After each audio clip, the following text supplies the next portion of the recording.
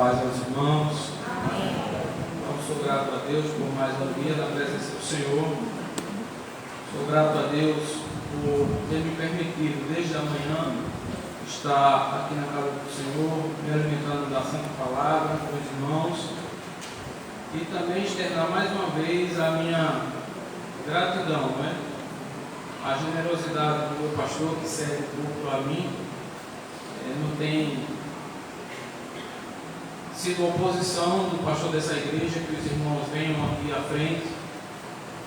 É um aprendizado para nós e também quero agradecer à irmã Ivone, que cede esse momento para que eu traga a reflexão com os irmãos e, portanto, me sinto regozijado na presença do Senhor quando aqui chego, todas as vezes que tenho a oportunidade. Então, quero também pedir aos irmãos que abram suas Bíblias para meditarmos em alguns instantes na palavra do Senhor. Em 1 Timóteo, capítulo 5, verso 8.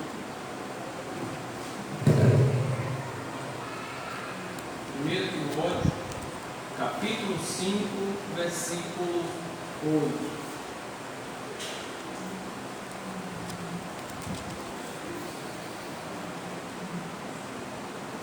Amém?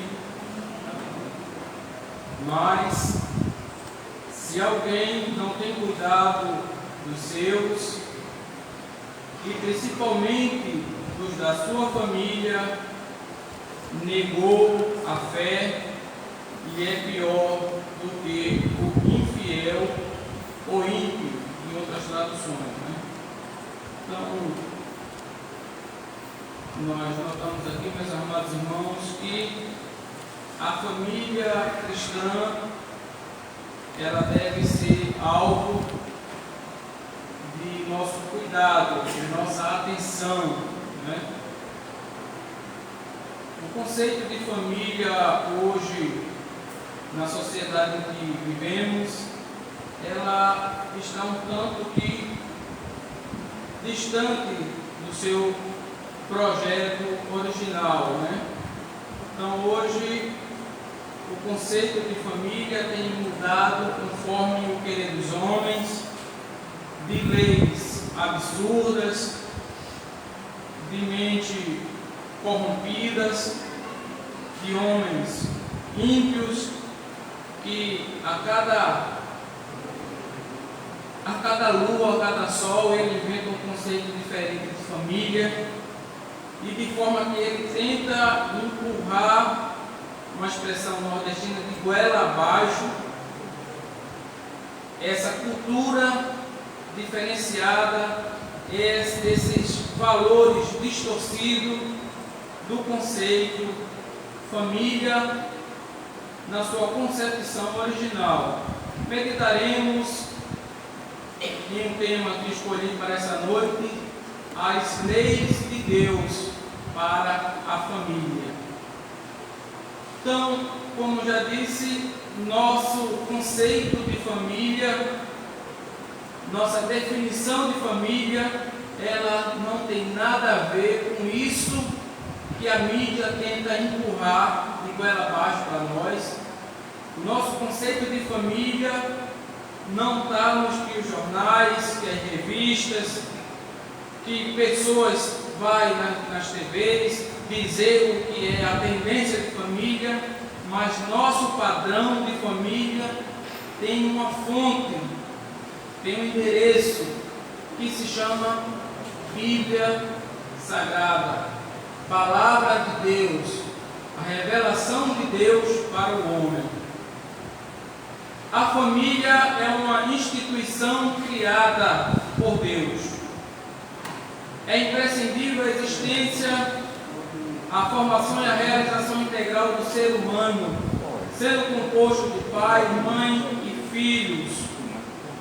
Então, Deus, quando cria a família, Deus estabelece parâmetros, critérios, regras, leis, para que a família se enquadre no padrão que Deus criou e desfrute dos benefícios ao qual Deus destinou para a família. E podemos pensar, meus irmãos, em primeiro momento, que família ela está ligada ao homem, uma mulher, e os frutos dessa união, os filhos, ou biológicos, ou filhos do coração. Há pais e mães que não podem ter filhos, eles adotam essas crianças e, consequentemente, nós não podemos invalidar esse fruto que ela gerou em seu coração, que é os filhos. Então nós vemos a priori, meus irmãos, que os propósitos para qual Deus criou a família. Então vamos analisar, segundo essa escritura, pelo menos 4 parâmetros para o qual Deus criou a família. Então podemos ver no primeiro critério que Deus criou a família para evitar que o homem sentisse solidão. Deus cria a família com o propósito de que o homem não se sinta só. Então, quando Deus cria, Deus propôs no seu coração criar a mulher, fez pensando em oferecer companhia ao homem. A mulher foi criada para ser amável, companheira do homem e sua ajudadora. Daí ela ser participante da responsabilidade de Adão, como cooperar no plano de Deus para a vida dele e da família por meio do casamento. Então, meus irmãos, quando Deus cria Adão, e não foi Adão que pediu a mulher, mas Deus criou o homem, e no projeto de Deus não vamos dizer que ele esqueceu a mulher, mas que ele inseriu a mulher no tempo certo. Ele criou Adão, cumpriu o propósito com Adão ali, mas também Deus tinha já em seu plano a mulher junto de Adão. E Deus cria a partir daí a mulher para fazer companhia a Adão no jardim, porque estava lá os animais passeando com seus parceiros. Adão não reclamou a Deus, mas Deus viu que aquilo a longo prazo não seria bom para o homem. Deus faz a mulher cumprindo o seu plano já pré-estabelecido. Eu queria que os amados irmãos, dentro desse tópico evitar a solidão, que os amados irmãos abrissem em Provérbios capítulo 18, versículo 22. Vamos ver o que a palavra de Deus nos diz. O que acha uma mulher, acha uma coisa boa e alcançou a benevolência do Senhor. Então, nesse primeiro momento, vemos que o homem, ele se torna realizado com a benevolência do Senhor na sua vida, quando ele encontra a sua cara metade, sua mulher, e vice-versa. Em Gênesis capítulo 2, verso 18, a palavra de Deus nos diz: e disse o Senhor Deus, não é bom que o homem esteja só, far-lhe-ei uma adjuntora que esteja como diante dele. Então Deus, ele já vê que o homem precisava de uma pessoa ou de uma mulher para cumprir a missão que Deus deu, uma missão secundária, mas dentro do mesmo ideal, dentro do mesmo objetivo. E Deus, ele coloca a mulher como sendo ajudadora, estando ao lado do seu esposo. Ela vai dividir a carga, não é? Então Deus cria a mulher com essa finalidade de dividir a carga do homem, de aliviar o homem com sua presença, com seus conselhos, não é? E a outra parte ou outro ponto que a família foi criada é para o bem-estar social. O homem é um ser gregário por natureza. A palavra gregário significa significa que tende a viver em bando. Ele sente a necessidade de viver em grupo, de se socializar desde o princípio. Deus fez uma comunidade, macho e fêmea, e lhe disse: multipliquem-se a sua espécie em uma comunidade maior. Então nós vemos aqui em Gênesis capítulo 1, versículo 27 e 28, o que a palavra de Deus nos diz sobre o bem-estar social, um dos objetivos de Deus quando cria a família. E criou Deus o homem à sua imagem, a imagem de Deus o criou. Macho e fêmea os criou. E os abençoou e lhe disse: frutificai e multiplicai-vos, e enchei a terra e a sujeitai-a, e dominai sobre os peixes do mar, e sobre as aves dos céus, e sobre todo o animal que se move sobre a face da terra, ou se move sobre a terra. Então Deus aí cria o homem, e Ele coloca esse homem com sua esposa, abençoa a união, através da bênção do Senhor, nesse casal tende a multiplicar-se, e assim o homem torna-se agora indivíduos ou uma comunidade. Então, o homem, a partir daí, ele tende a ter essa natureza de juntar-se às demais pessoas, para que ele, através desse contato, ele tenha a experiência de compartilhar as suas emoções, os seus sentimentos, os seus sonhos, cumprindo assim o propósito de Deus, que é o núcleo familiar. Outra característica, outro motivo porque Deus cria a família é para o bem-estar emocional. Marido e mulher completam-se em suas necessidades emocionais. Nos momentos alegres, compartilham seus sentimentos de felicidades. Nos momentos tristes ou difíceis, ajudam-se mutuamente, impulsionados pelo amor conjugal. Pais e filhos vivendo em família sentem-se mais seguros do que as pessoas que vivem solitárias. Então nós, dentro desse quesito, analisamos em Salmo 68, verso 6, o que diz a palavra de Deus sobre o homem estar só, solitário. Diz assim: e disse Adão: esta é agora osso dos meus ossos e carne da minha carne, e esta será chamada varoa. Não, esse aqui é o de Gênesis 12, 23, né? Eu tenho um equívoco aqui. Então, Gênesis 12, 23 já mostra ali Deus criando a mulher para satisfazer a necessidade emocional do homem. Provérbios 5 e 18, a Bíblia diz: seja bendito o teu manancial, alegra-te com a mulher da tua mocidade. Então você vê que Deus, ele fecha a brecha do emocional do homem, haja vista que ele coloca a mulher e associa essa mulher à alegria que o homem vai ter dentro do casamento ou dentro da sua família.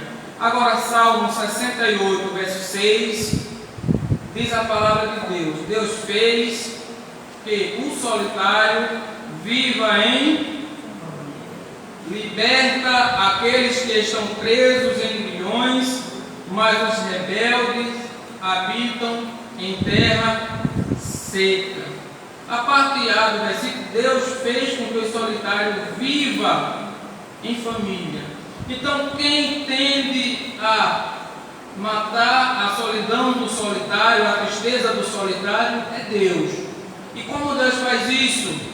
Anexando esse homem a uma família, seio familiar. Outra característica, outro pilar, outro motivo que Deus cria a família é a multiplicação da espécie. Então, nós vemos aqui em Gênesis capítulo 1, versículo 28, o que a palavra de Deus nos diz.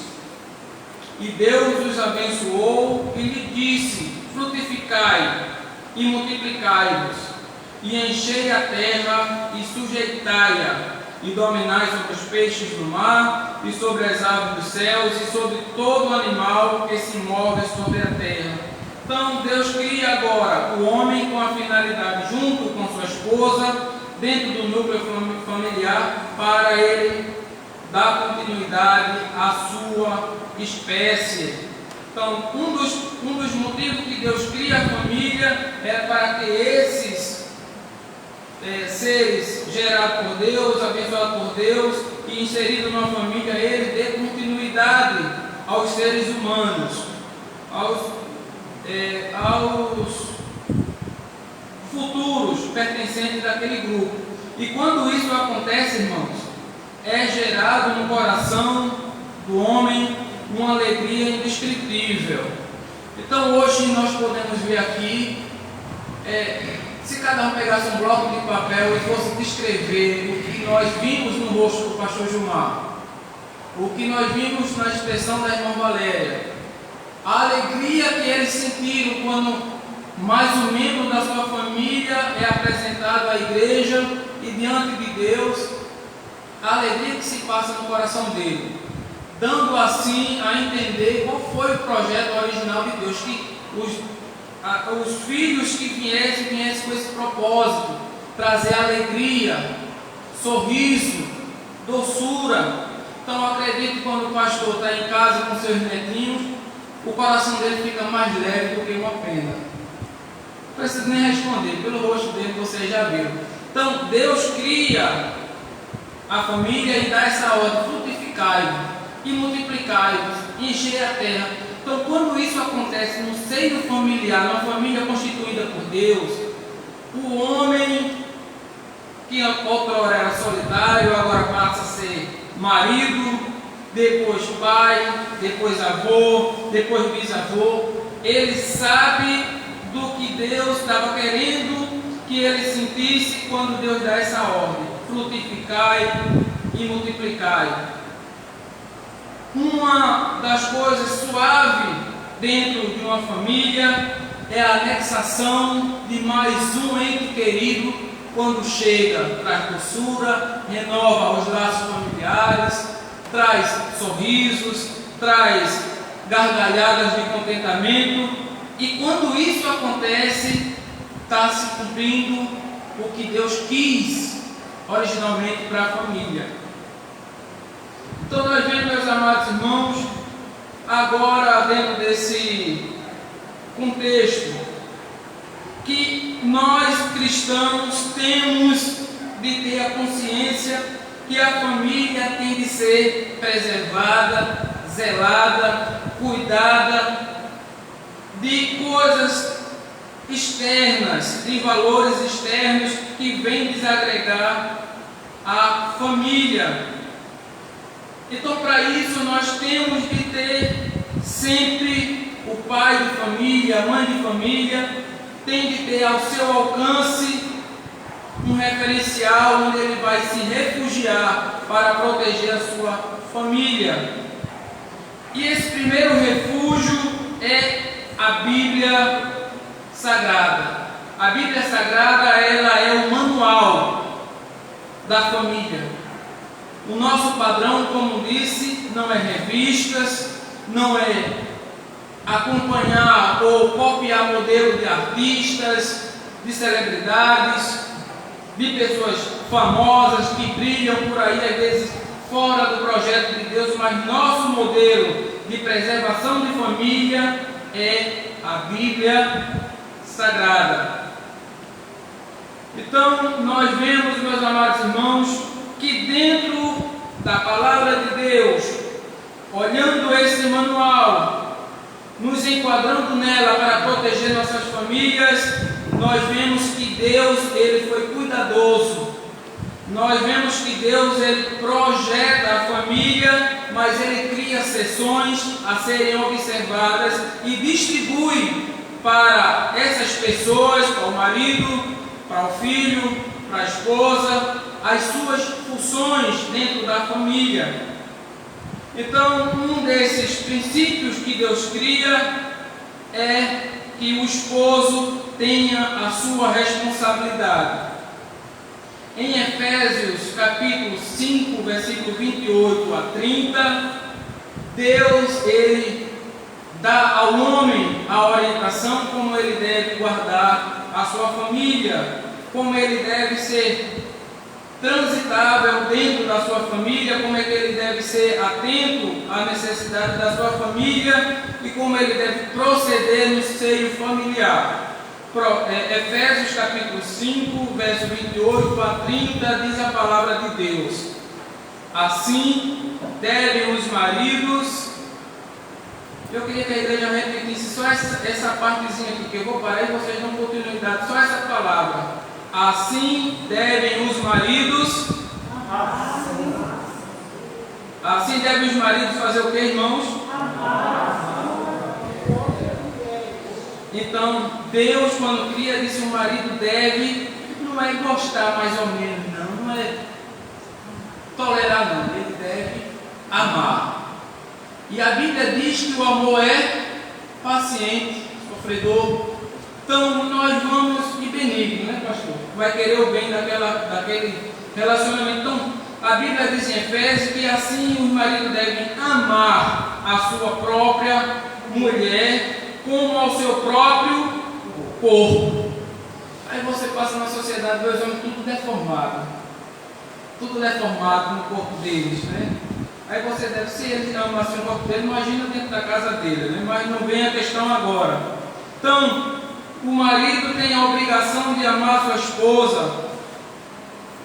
Quem ama a sua mulher, ama-se a si mesmo. Então a gente tem que tratar bem para a gente ser bem tratado, né? Então, muitas vezes o marido quer ser amado, quer ser bem tratado, mas não ama.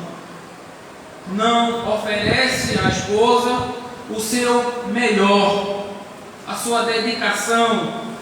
Então, isso é um princípio de Deus. Eu dou, eu recebo.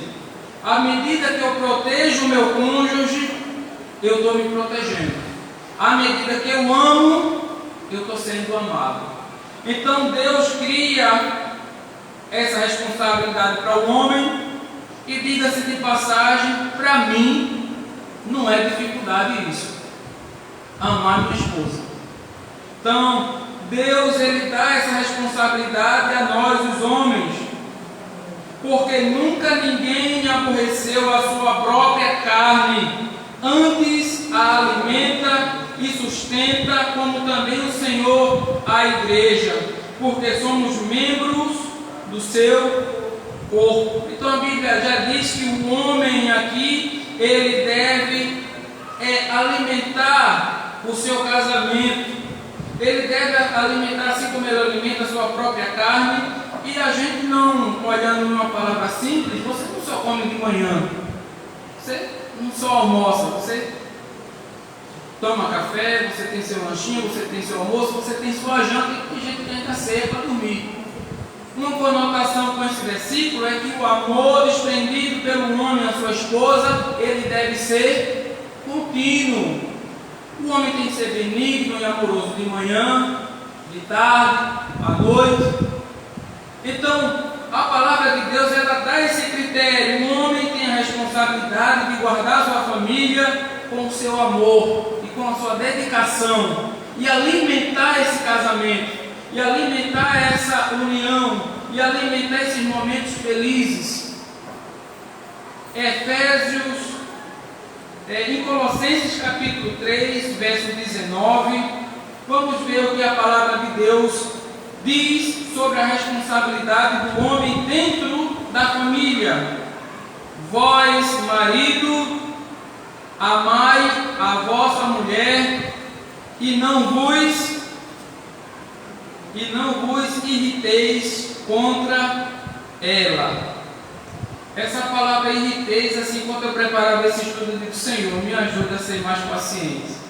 porque às vezes a gente deixa-se levar pelo nosso estresse, nosso dia a dia, e às vezes a gente se irrita, e quando a gente se irrita com a nossa esposa, a gente causa feridas no seu coração. E muitas vezes elas não sábias, fazem daquilo que nós falamos, levam para o outro lado benigno, mas a ferida ficou. Então serve para nós homens ter cuidado de não irritar, de não provocar feridas no coração de quem nos ama. Outra característica da responsabilidade do homem, outra função do homem dentro do casamento, é governar bem a sua casa. Então, em 1 Timóteo, capítulo 3, versículo 4, ele vai dizer o seguinte: a princípio essa palavra é destinada aos diáconos, mas todo cristão é um diácono e todo cristão tem de tomar conta e governar bem a sua casa. Vai dizer a palavra de Deus que governe bem a sua própria casa, tendo seus filhos em sujeição com toda modéstia. Então, ao homem Deus destinou a amar, Deus destinou a ter paciência, alimentar o casamento, honrar a esposa e governar bem a casa para que esta chegue a honrar a Deus através de uma boa criação de filhos, e que esses se sujeitem a Deus, e que essa sujeição seja com toda a modéstia. Então, outro dever que Deus entrega na mão dos homens é trabalhar para prover o sustento familiar. Nós vemos aqui em 1 Tessalonicenses, capítulo 4, de 11 a 12.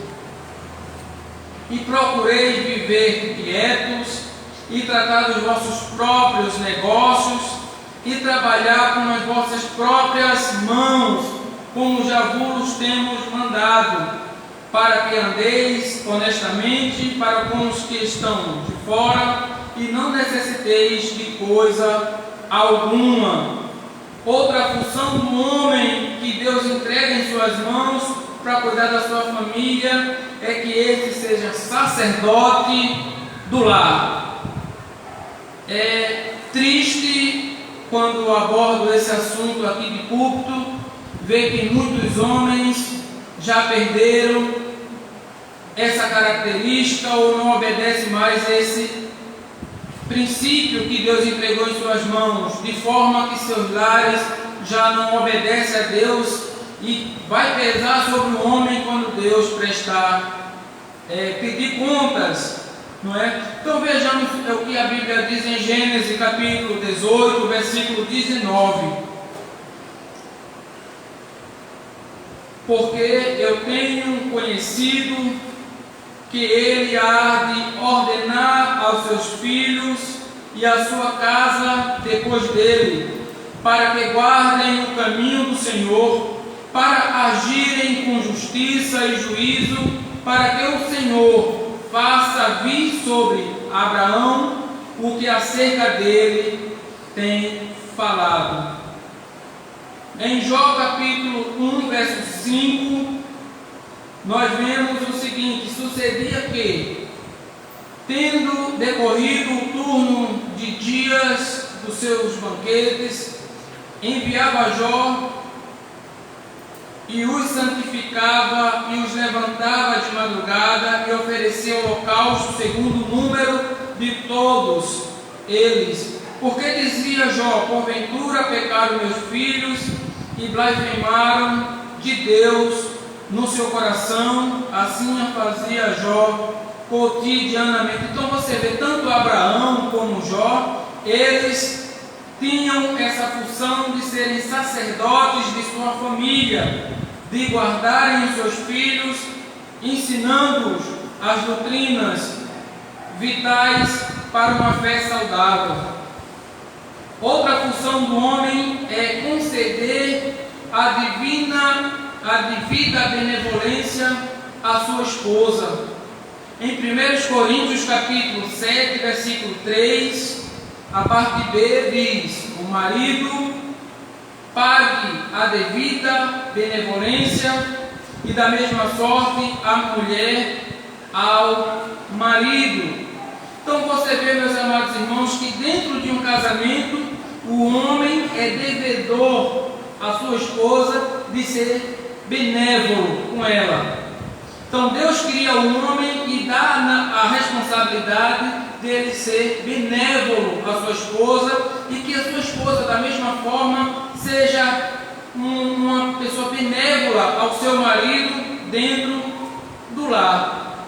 Então muitas vezes nós vemos lares destruídos porque o egoísmo tem entrado dentro dos lares cristãos, onde cada casal se acha no direito de exigir o que ele quer, não abre mão dos seus erros, não abre mão em prol da sua família, e o que acontece? Esse princípio é violado e as famílias pagam os preços, os filhos pagam os preços quando o matrimônio é dissolvido. Então a palavra de Deus ensina o homem a ele usar de benevolência com sua esposa. Em 1 Coríntios, capítulo 7:3, onde lemos, mostra o dever do homem. Os deveres, não somente agora do homem, mas que Deus entregou à sua esposa. A esposa, para que ela mantenha um lar seguro e saudável. Nós vamos ver aqui que uma das responsabilidades que Deus entrega à esposa é que essa esposa, ela edifique seu lar. É que a esposa, ela construa, e quando eu falo em edificar, é como que pegasse um tijolinho com cimento e fosse fazendo camada por camada, até uma altura que ela preenchesse sua construção. Então a mulher, ela tem que ser sábia na construção do lar. Então vamos ver o que diz a Bíblia na demonstração às esposas acerca da sua responsabilidade. Provérbios capítulo 14, versículo 1.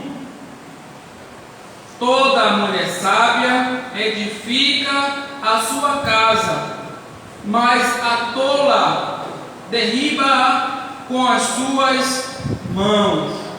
Então, se a mulher ela não tiver esse cuidado de edificar a sua casa sobre a lei de Deus, observando os princípios de Deus, não é o inimigo que vai chegar e destruir o lar, ela mesma destrói. E se eu perguntar, se destrói com o quê? A Bíblia diz que é com suas mãos, com a arrogância das palavras, com a falta de perdão e outras coisas, não é?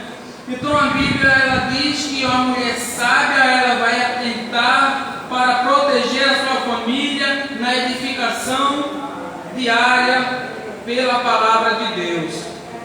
Outra finalidade da mulher dentro do casamento, ela ser submissa ao marido, e aqui é um ponto sensível. Hoje, na nossa sociedade, se você ensinar esse princípio divino, que a mulher deve ser submissa ao marido, muitas vão alegar que isso elas não podem fazer, porque submissão é humilhação, que o homem não tem direito, ou que nessa era que vivemos não existe mais isso de a mulher ser submissa ao marido. Mas a palavra de Deus ensina o oposto, e ensina que o marido ele deve amar a sua esposa, mas que sua esposa tem o dever de ser submissa ou ter uma missão junto com o seu marido. O marido tem a missão de ser o sacerdote do lar, e a esposa tem uma submissão de ela organizar o lar para que a liderança do seu marido se consolide. Então hoje, ainda que o mundo diga o contrário, eu fico com a palavra de Deus. A mulher deve ser submissa ou ter uma missão em conjunto com seu esposo. Efésios capítulo 5, versículo 22. Não me interessa o que diz o mundo aí fora, me interessa o que a palavra de Deus me ensina. Efésios 5, 22, vai dizer o seguinte: vós mulheres, sujeitai-vos ao vosso marido como ao Senhor. É pesado, irmão, é pesado. Se sujeitar ao marido como ao... Então não é se sujeitar de qualquer maneira, não. Ah, vai agradar meu marido, eu vou fazer isso aqui que ele... Não, é você prestar um culto a Deus, e a sua responsabilidade com o seu casamento é uma adoração a Deus também. Você deve agradar o seu esposo como um culto prestado a Deus, e Deus não vai aceitar de qualquer jeito. É duro? É. Às vezes as mulheres vão dar tanto argumento, não, mas a palavra de Deus ensina que ela deve honrar o marido, e ela também tem de se sujeitar a ele como ao Senhor. Não é eu que estou inventando, é a palavra de Deus. É dura, mas serve de aprendizado para nós. Em Colossenses capítulo 3, verso 18, a Bíblia vai dizer o seguinte: vós mulheres estáis sujeita ao vosso próprio marido, como convém no Senhor. Reforçou de novo. Então a mulher também tem dentro da sua responsabilidade atender às necessidades do lar. Provérbios capítulo 31, versículo 21 e 22, a Bíblia vai dizer o seguinte: não temerá por causa da neve, porque toda a sua casa anda forrada de roupa dobrada, faz para si tapeçaria de linho fino e de púrpura, e púrpura é a sua veste. Então, Provérbio 31, versículo 21 e 22 vai mostrar que a mulher, ela também pode ajudar dentro do lar, sendo precavida, mantendo o seu lar aquecido, limpo, organizado, dentro das suas funções, fazer da melhor forma possível para que o seu lar seja aconchegante, para que o seu lar seja um lar onde as provisões diárias sejam de pronto atendidas, a ponto de seu casamento não sofrer nenhum desses males. Tito capítulo 2, versículo 5, vem esta recomendação para nós: a serem moderadas, castas, boas donas de casa, sujeita ao seu marido, a fim de que a palavra de Deus não seja blasfemada. Então a mulher, ela deve ser casta, no sentido de pureza, no sentido de integridade. E outra coisa que hoje, não vou dizer aqui os irmãos, as mulheres que estão aqui, nem generalizar todas, não é? Mas a maioria das mulheres hoje tem aversão a essa palavra, boas donas de casa. É uma palavra que a sociedade hoje não suporta mais. Mulher ser dona de casa? Não, está errado. Então elas fazem de tudo para que elas não cumpram, né? Pelo menos essa é uma tendência que a gente vê fora. Mas a palavra de Deus diz que ela deve ser boa dona de casa. E quando ela é boa dona de casa, a Bíblia ainda diz que ela seja submissa, sujeita ao seu marido. Por quê? Porque o mundo aí fora vai querer que ela descumpra isso para blasfemar o nome de Deus. Então eu estou falando para uma igreja santa, eu estou falando com mulheres com mentalidade cristã, que tem a palavra de Deus como regra e que a gente não vai se amoldar ao mundo aí fora. Então eu estou falando a um público que entende o que eu estou tentando passar. Então Tito, o apóstolo Paulo passa isso para as mulheres, que elas cuidem, tenham prazer de edificar os seus lares, de ajudarem seus maridos, não é? E que quando ela faz isso, evita que o nome de Deus seja blasfemado. Quando necessário, ajudar nas despesas financeiras, também é uma das funções das mulheres, né? Então, a Bíblia diz aqui em Provérbios 31, versículo 16 e o capítulo 18 e 24: examina uma herdade e adquire-a, planta uma vinha com o fruto de suas mãos, cinge o lombo de força e fortalece os braços. Prova e vê que é boa sua mercadoria e sua lâmpada não se apaga de noite. Faz panos de linho fino e vende-os e dá cinta aos mercadores. Então veja aqui, meus amados irmãos, que o modelo para as mulheres cristãs é que elas pensem nos seus lares e procurem ser inteligente de não deixar que o seu lar seja suprimido por falta de alguma coisa que ela podia prover por lá, para o seu lar. Então aqui em Provérbios ele mostra que uma mulher que comprava, uma mulher que ela negociava, uma mulher que conseguia bom preço em suas mercadorias. Então ela era uma mulher dinâmica que trazia para o seu lar o reforço econômico. Outra função das mulheres que Deus entregou, outra responsabilidade da mulher dentro da família, é ensinar as mulheres mais novas a desempenharem seu papel de esposa e mãe.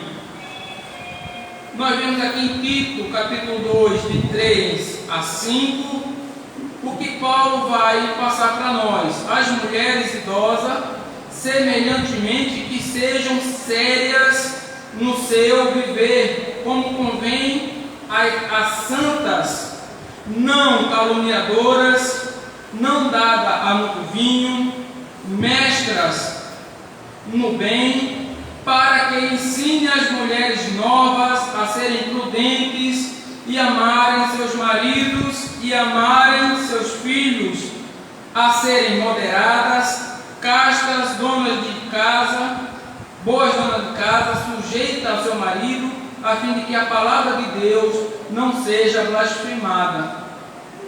Então, meus amados irmãos, outra dever agora não somente da mulher e nem do homem, mas dos dois, do casal, tanto do homem quanto da mulher. Deus entregou esses princípios ou esses cuidados, não é?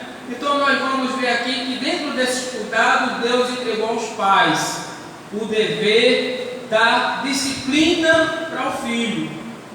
Vivemos num mundo hoje, pastor, que disciplinar um filho é a coisa mais difícil do mundo, onde os pais não querem mais dar uma palmadinha. Eu não falo aqui em espancar, eu não falo aqui de machucar, eu falo de ensinar. E às vezes no ensino, às vezes é necessário dar uma palmadinha, né? Então vamos ver aqui que os pais recebem de Deus o direito de educar os filhos com a disciplina, não do mundo, mas de Deus.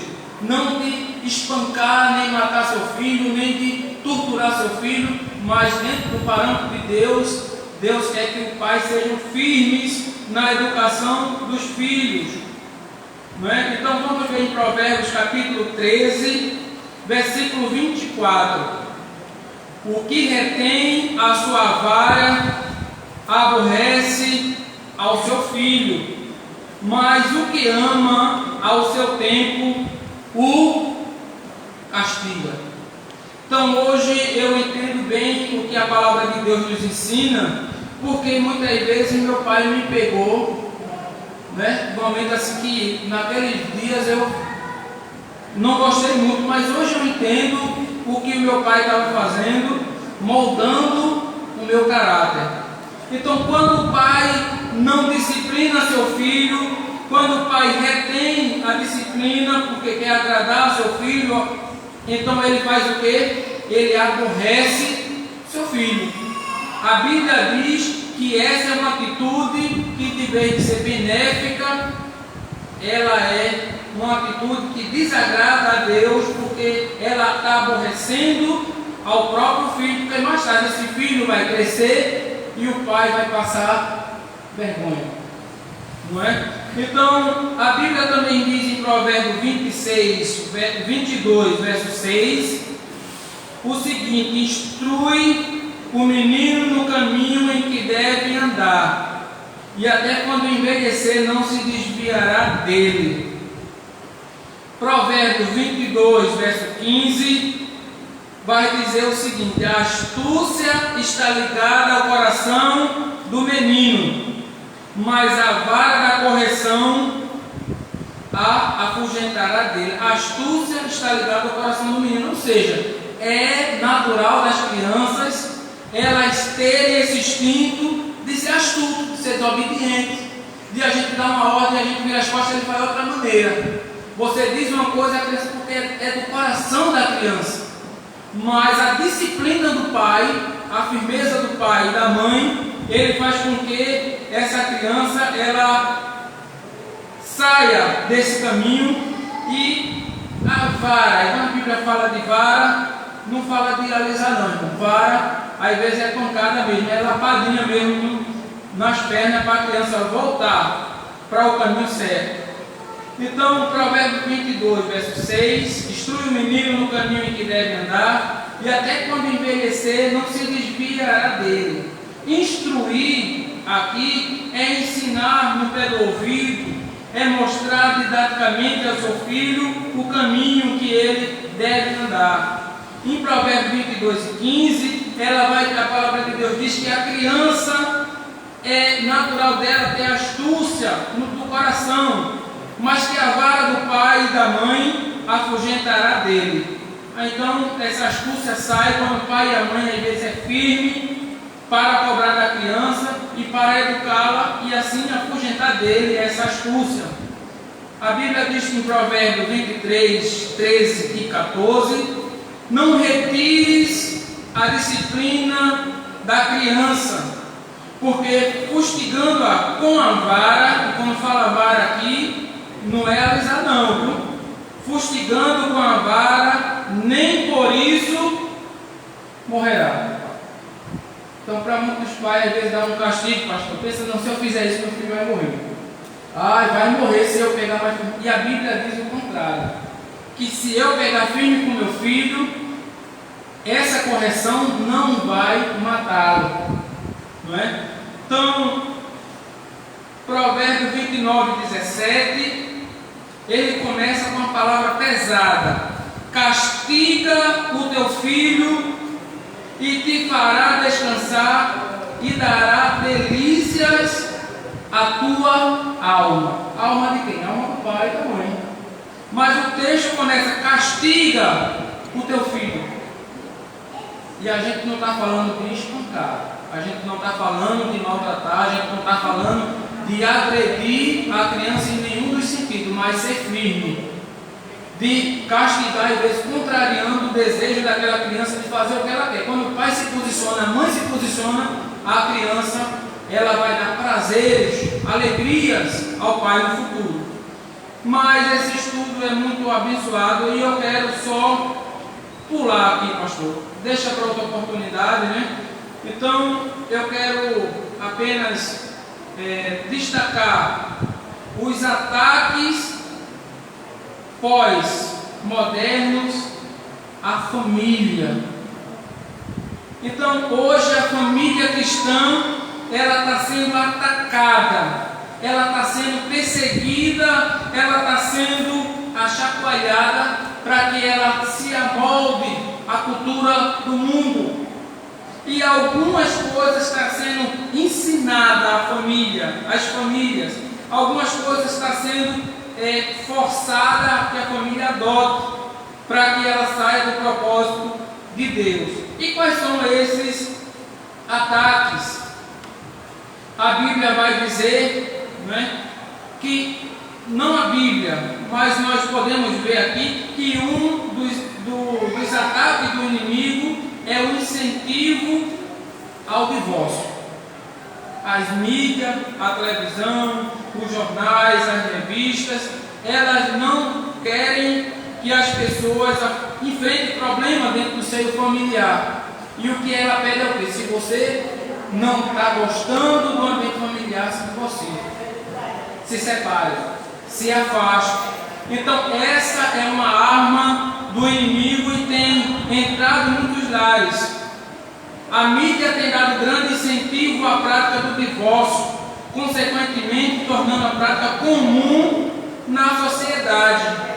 O princípio da indissolubilidade do casamento tem sido quebrado em grande escala a cada ano, evidenciando a falta de temor a Deus e do verdadeiro amor a respeito do que deve existir entre os casais.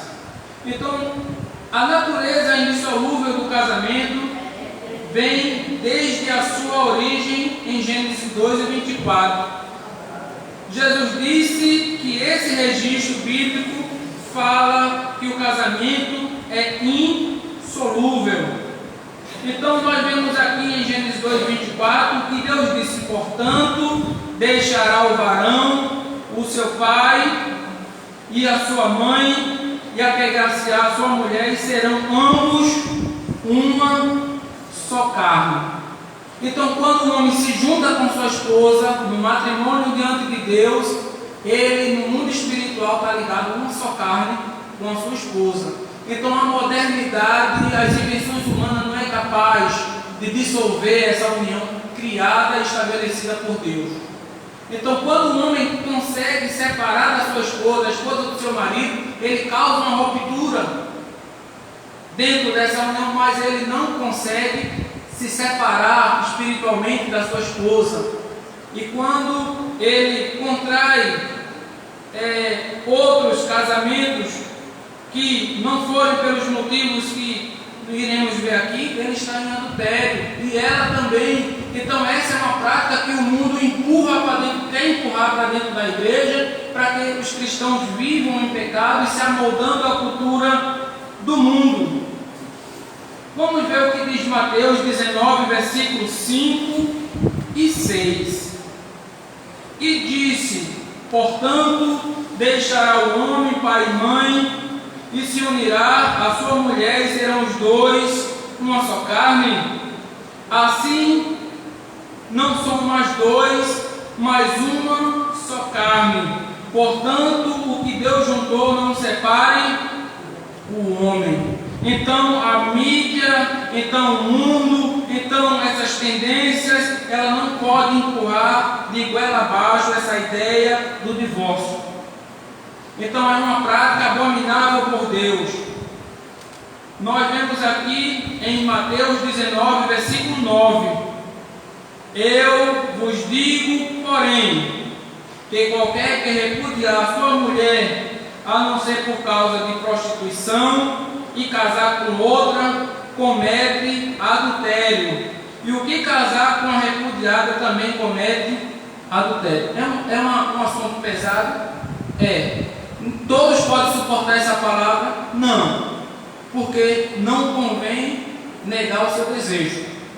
Deixar de usufruir dos seus desejos, mas a palavra de Deus diz, e é clara: se não houver prostituição dentro de um casamento de ambas as partes, o homem não pode separar da sua esposa, nem a esposa do seu marido. E ainda que se separe, Paulo diz que os dois fiquem sem casar.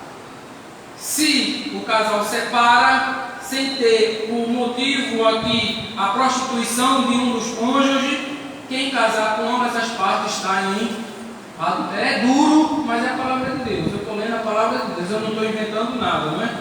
Então, a gente nota aqui em Lucas capítulo 17, versículo 4, diz o seguinte: e se pecar contra ti 7 vezes no dia, 7 vezes no dia, se pecar contra ti 7 vezes no dia, e 7 vezes no dia vier ter contigo, dizendo: arrependo-me, perdoa-lhe. O que Jesus ensina para a gente é o seguinte, irmãos: devemos ter essa aptidão de perdão. O casal deve se perdoar ao invés de preocupar-se com o divórcio. Então, se a esposa machuca o esposo em alguma coisa que ele não gostou, perdoe, não é? Então, outra prática que o mundo bota, quer colocar para dentro da igreja, é o adultério. Onde a gente, quando assiste filme, novela, enfim, a prática comum é adultério. O adultério está comum, está banalizado. Quem não vai por esse caminho é tido como uma pessoa retrógrada, uma pessoa muitas vezes considerada burra. Mas a palavra de Deus ensina que o cristão, ou o pai de família, ou a mãe de família, tem que seguir o caminho oposto. Vamos ver o que diz Êxodo 20, versículo 14. Quando refutando a prática do adultério ensinado pela mídia, não adulterarás. Deuteronômio 5,18, e não adulterarás.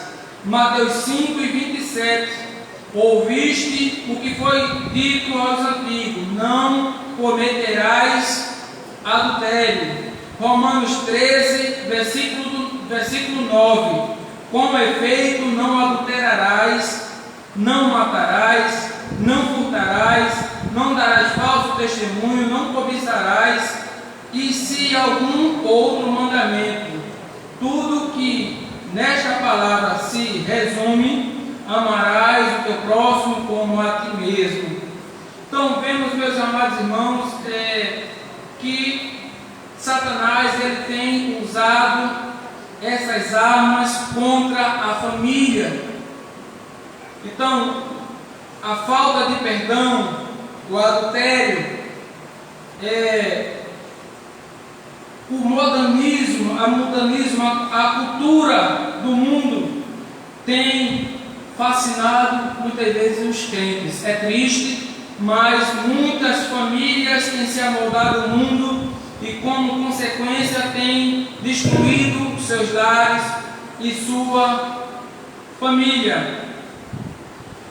Mas como a família deve se proteger desses ataques de Satanás?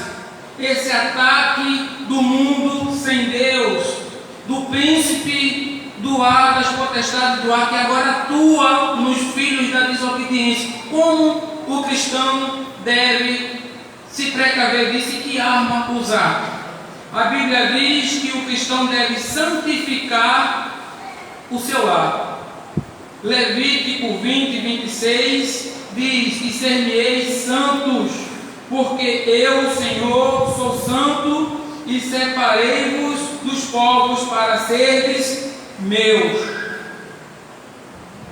2 Coríntios 7 e 1, ora, amados, pois que temos tais promessas, purifiquemo-nos de toda imundícia da carne e do espírito, aperfeiçoando a santificação no temor a Deus.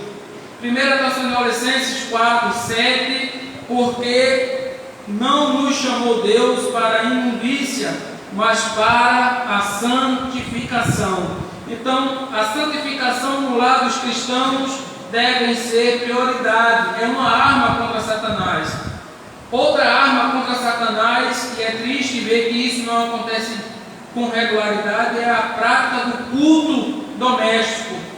Em Deuteronômio 6, 7 a 9, a Bíblia diz: intimarás a teus filhos, e dele falarás, assentado em tua casa, e andando pelo caminho, e deitando-te e levantando-te, também a atarás por sinal na tua mão, e te serão por testeiras entre os filhos, e as escreverás nos umbrais da tua casa e nos umbrais da tua porta. Mostra a prática familiar, não é, dos indivíduos ali na palavra de Deus. Em Romanos 12, ele vai mostrar que é mantendo uma vida de oração em jejum que vai ser uma arma contra Satanás nos seus projetos de destruir a família. Romanos 12, 12 diz: alegrai-vos na esperança, sede pacientes na tribulação e perseverai na oração. Em Colossenses capítulo 4, versículo 2, o apóstolo vai dizer: perseverai em oração, velando nela com ação de graças. Então, a prática do culto doméstico é uma arma contra as astutas ciladas do diabo para destruir a família. A outra responsabilidade dentro do nosso lar é ensinando a palavra de Deus no nosso lar. Provérbios 22, verso 6: instrui o menino no caminho que deve andar, e até quando envelhecer não se desviará dele. Frequentando os cultos no templo assiduamente. Isso aqui tem sido triste em muitas igrejas e muitos ministérios. A devoção a Deus está esfriando, irmão, de uma maneira assustadora. Crentes não querem mais vir à igreja orar. Crentes não querem mais gastar tempo na presença de Deus. Perderam o prazer de estar aqui. Aqui na igreja Pipe do Jordão, não somente, em muitas igrejas, o amor dos crentes pelo Senhor, na sua demonstração de adoração, está esfriando. Então a Bíblia diz que é nessa prática que nós nos revestimos contra as astutas ciladas do diabo para destruir a nossa família. Em 2 Crônicas, capítulo 7, versículo 15 e 16, vamos ver o que a palavra de Deus nos ensina sobre frequentar o templo assiduamente. Agora estarão abertos os meus olhos e atentos os meus ouvidos à oração neste lugar, porque agora escolhi e santifiquei o que, irmãos? Esta casa, para que o meu nome esteja nela perpetuamente, e nela estarão fixos os meus olhos e o meu coração todos os dias. Deus promete isso para eles no templo construído em adoração a Deus. Será que para nós é diferente? Será que Deus não está com os olhos dele aqui ouvindo nossas preces? Será que Deus não está ouvindo as nossas súplicas pela nossa família? Então é uma prática que os cristãos estão abandonando, não é? A Bíblia vai dizer em Salmo 122, verso 1: alegrei-me quando me disseram, vamos ao que, irmão? Alegrei-me quando me disseram, vamos. Pastor, mas será que essa alegria a gente pode ouvir quando a gente chama os cristãos para vir à igreja, pastor? Hoje em dia, vamos à igreja, o salmista diz que se alegrou. Vou depois, vai na frente, eu estou online. Vou assistir online. Assistir online é bom, né, Jair? Mas se você está com disposição para vir, aqui presencialmente é melhor, né? Então, a Bíblia também vai dizer que uma das armas contra Satanás e suas ciladas é vigiando em todo tempo. Atos dos Apóstolos, capítulo 20, versículo 31. Portanto, vigiai, lembrando-vos de que durante 3 anos não cessei, noite e dia, de ademoestar com lágrimas a cada um de vós. Então, o apóstolo diz que os cristãos devem vigiar. Vigiar. O que é vigiar, irmão? É estar atento de onde esse lado do inimigo contra a minha e a sua família vem. Então, deve o cristão estar atento. A Bíblia diz, vai falar em 1 Coríntios 16 e 13: vigiai, estáis firmes na fé, portai-vos varonilmente e fortalecei-vos. Então, essa arma contra Satanás, ela é muito poderosa quando o crente está em vigilância. Colossenses capítulo 4, versículo 2: perseverai em oração, velando nela com ações de graça.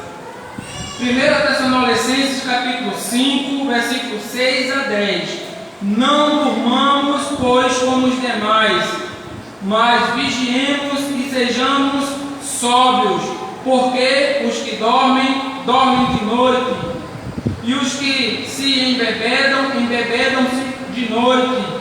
Mas nós que somos do dia, sejamos sóbrios, vestindo-nos da couraça da fé e do amor, e tendo por capacete a esperança da salvação, porque Deus não nos destinou para a ira, mas para a aquisição da salvação por nosso Senhor Jesus Cristo, que morreu por nós, para que vigiemos e que quer durmamos, quer vivamos juntamente com Ele. Então, meus amados irmãos, eu adiantei obviamente alguns pontos aqui, mas eu acredito que os pontos que eu falei foram esclarecedores para os irmãos.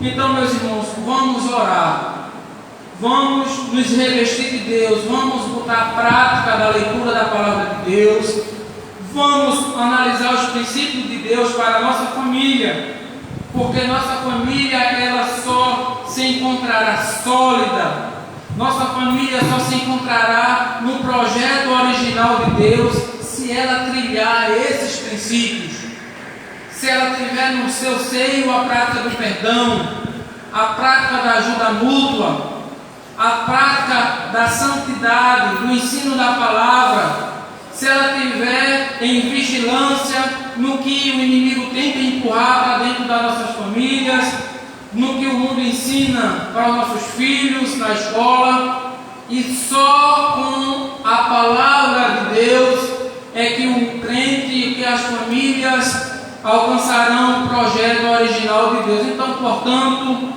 que oremos nesse sentido para que Deus abra nossos olhos, que Deus fortaleça os nossos braços para que nós possamos tomar nossa responsabilidade quanto esposo, quanto esposas, quanto filhos e filhas, que todos tenham esse prazer de obedecer esses princípios bíblicos.